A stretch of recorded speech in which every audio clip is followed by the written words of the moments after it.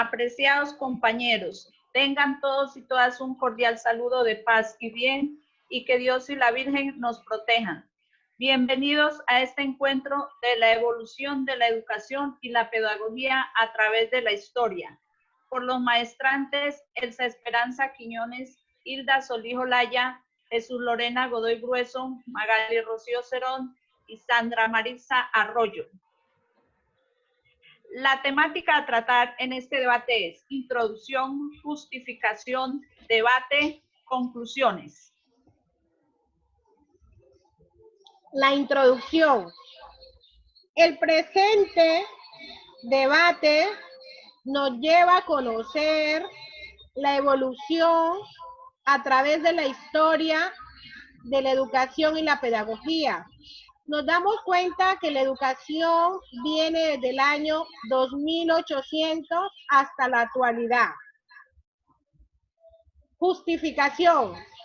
Al observar algunos aspectos de la educación colombiana e internacional, en la evolución de la pedagogía y la educación relaciona con los cambios sociales, surge la necesidad de cómo el hombre fue avanzando en la pedagogía y en la educación, la realidad, pero también debe persistir el desarrollo de las escuelas con el propósito de generar instituciones y equipos críticos y reflexivos, capaces de transformar la vida de los estudiantes y plantear estrategias para mejorar nuestra sociedad. Queridos maestrantes y participantes en el debate, miremos estas gráficas. Son unas gráficas que nos llevan a través del tiempo de mirar cómo ha ido evolucionando nuestra educación. Vamos a empezar nuestro debate. Vamos a empezar nuestro debate con nuestra primera participante, que es la maestrante Rocío Magali Cerón. ¿Cómo describe la educación en la Grecia antigua, en la educación del humanismo? La educación en la Grecia antigua tiene distintos ciclos. Inicia en la Grecia arcaica, en el siglo VIII al siglo V. Es una educación laica y religiosa. La característica es que es una educación de clase dominante, dirigida a los aristócratas. Eran hombres de familias con linaje asociado a la guerra y al dominio de la tierra. Tenían que ser hombres libres, de un tope de edad. En esta época las mujeres y los niños eran excluidos. Los pobres y los esclavos no tenían derecho a la educación. En esta época se educa en la paideia. La paideia se enfoca en dos líneas, que es el arete y el tesné. El arete es la educación de las artes nobles de la retórica y el tesné se enfoca en los oficios. En esta época surge la biblioteca. En cambio, el humanismo ya se deja la visión de la teocéntrica, la Edad Media. Inicia el Renacimiento, la escuela pública subsidiada por el Estado. Surgen las ciencias de la educación. La humanización se acercó a la condición humana, a la divina. La mujer empieza a tener participación en la escuela. El niño adquiere importancia también. Esta educación se adopta a las necesidades y capacidad individual. El fin del humanismo era educar a la práctica de la virtud. Profe Hilda, maestrante de la maestría en educación, ¿cómo describe la educación en la Grecia antigua y la educación humanismo? En la Grecia antigua, los aristócratas eran quienes tenían el poder económico.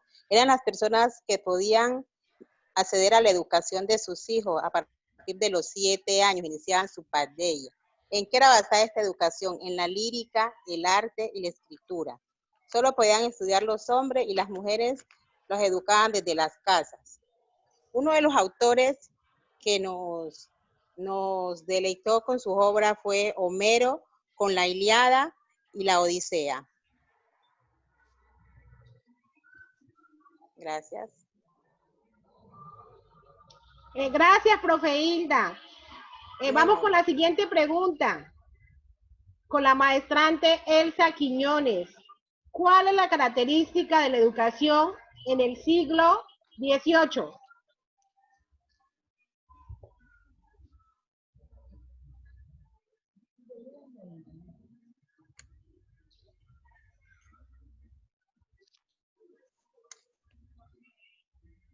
Las características de la educación en el siglo XVIII se centraban en que la diosa de la razón se había constituido en el eje central del proceso educativo.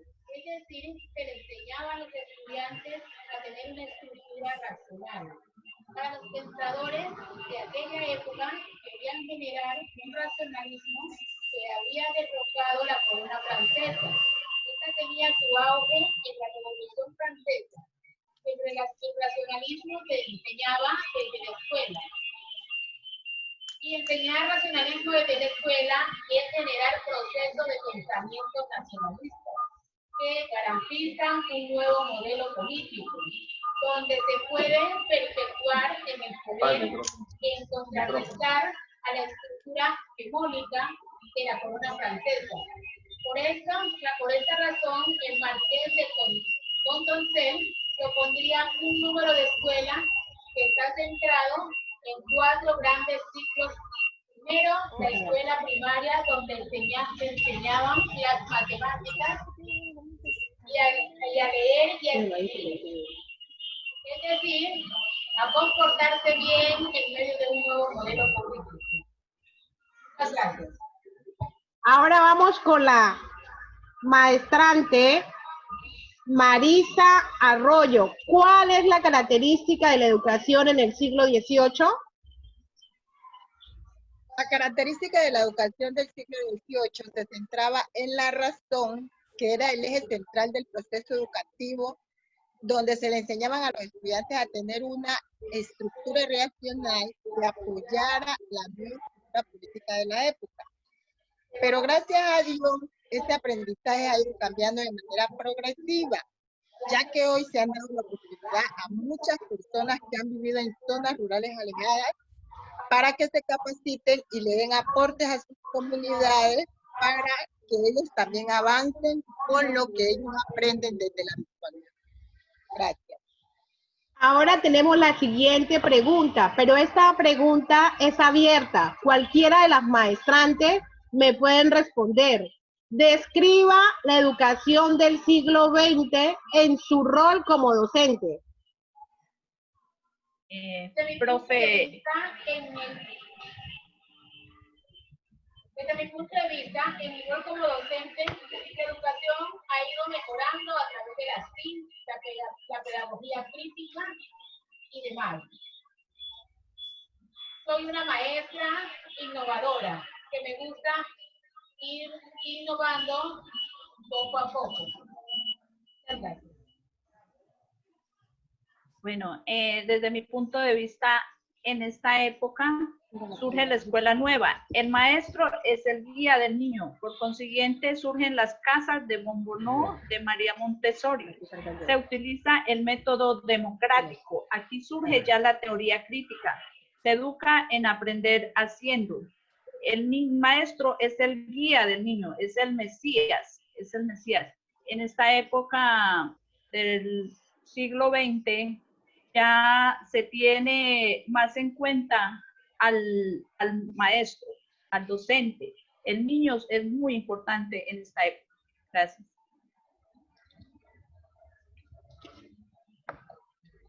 Ahora tenemos las conclusiones. La conclusión de este debate es abierta porque nos damos cuenta de la evolución de la histórica, de la educación pedagógica, que empieza desde la Grecia y no termina porque actualmente estamos en una pedagogía crítica, que es la actualidad, donde se convierten maestros intelectuales, críticos. Muchas gracias por la atención, maestrante.